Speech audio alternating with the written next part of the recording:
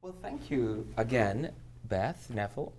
Beth, tell us a little bit about the missionary history that runs through so many generations in your family, and also where you actually spent your early formative years of life.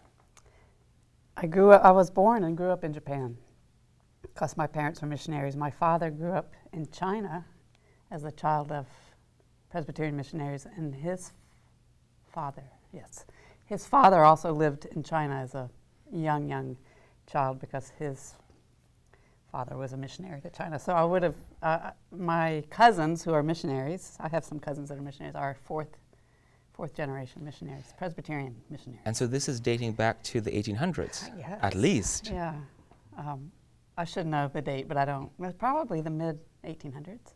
And do you think that that is part of the reason why you do some of the good work that you have been doing for so many years? Well, I don't like it when people call me a missionary because my work is not faith-based, and I think it's slightly arrogant for someone to claim that they're doing God's work.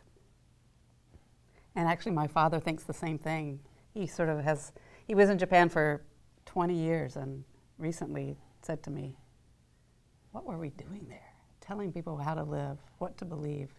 And he spent the last 20 years of his life working with ecumenical relations, which is working with other churches or other faiths.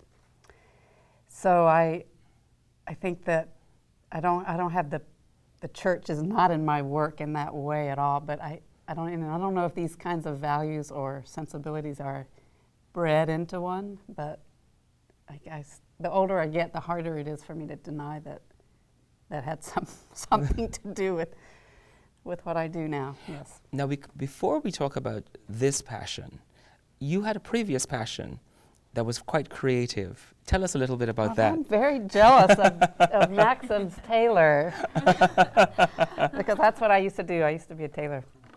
Yeah, and I've made clothes for. Tell us who. For Tom Wolfe. The writer. Who's my most famously bespoke customer. And who else? And Julian Bond. And Dave Matthews, a few things. Of the Dave Matthews Band. Yeah, but for some reason, I don't know why that happened. Tom Wolfe's sister was married to my husband's aunt, so he was kind of a family connection, that's why that. But mostly I made him bathrobes and pajamas. I have made 2 jackets, but he wears really nice shirts. And recently you had to alter it, didn't you? Or hem it? He has. He sent me he sent me an old smoking jacket that I made for him. It must have been 20 years ago. And instead of having a new one made, I'm patching this one, taking the cuffs off and reversing them so that they won't see the holes.